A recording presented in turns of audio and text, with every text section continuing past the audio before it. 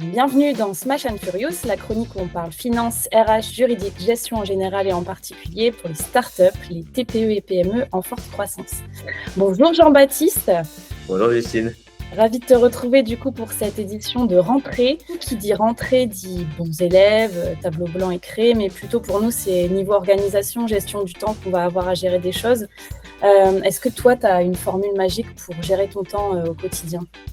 La formule, c'est de commencer lundi matin en sachant absolument ce que je veux faire cette semaine et de bloquer ces gros morceaux comme étant des intouchables. Et évidemment, de garder pas mal d'espace pour toutes les urgences et les imprévus. Mais de sacraliser au moins ces blocs-là pour être sûr que malgré tout le flow de la semaine, je puisse les sortir.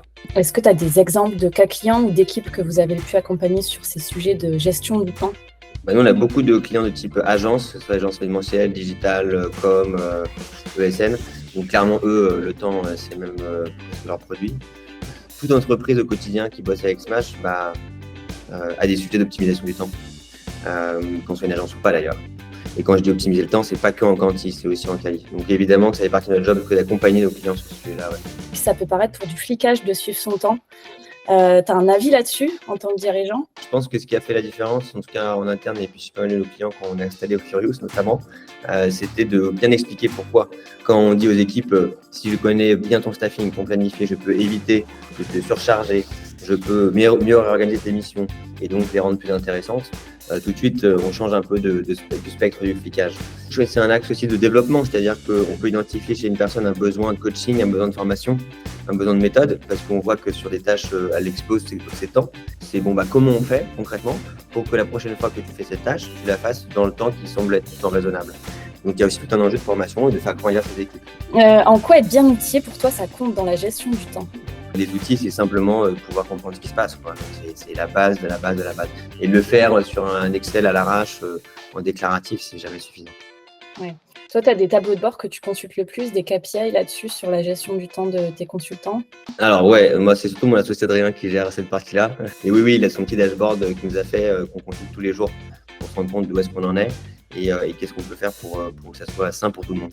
Et du coup, est-ce que vous voyez des impacts sur le pilotage de votre rentabilité ? On voit des améliorations évidentes depuis qu'on a installé Furious. Et il n'y a pas que dans la staffing, il y a aussi dans le recrutement. Et on a aussi évité pas mal d'erreurs de recrutement en sachant mieux apprécier la charge. Avant, on avait l'impression que tout le monde était surchargé tout le temps et donc on recrutait beaucoup. On s'est rendu compte que finalement, avec Furious, il y avait un peu d'espace avant de recruter.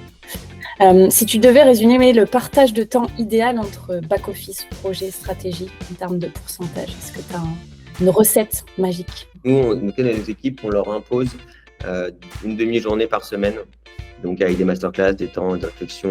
Donc, est-ce que c'est un idéal ? Je ne sais pas, mais pour nos équipes, ça fonctionne plutôt bien. Comment vous gérez le temps de vos consultants quand ils sont entre deux clients ?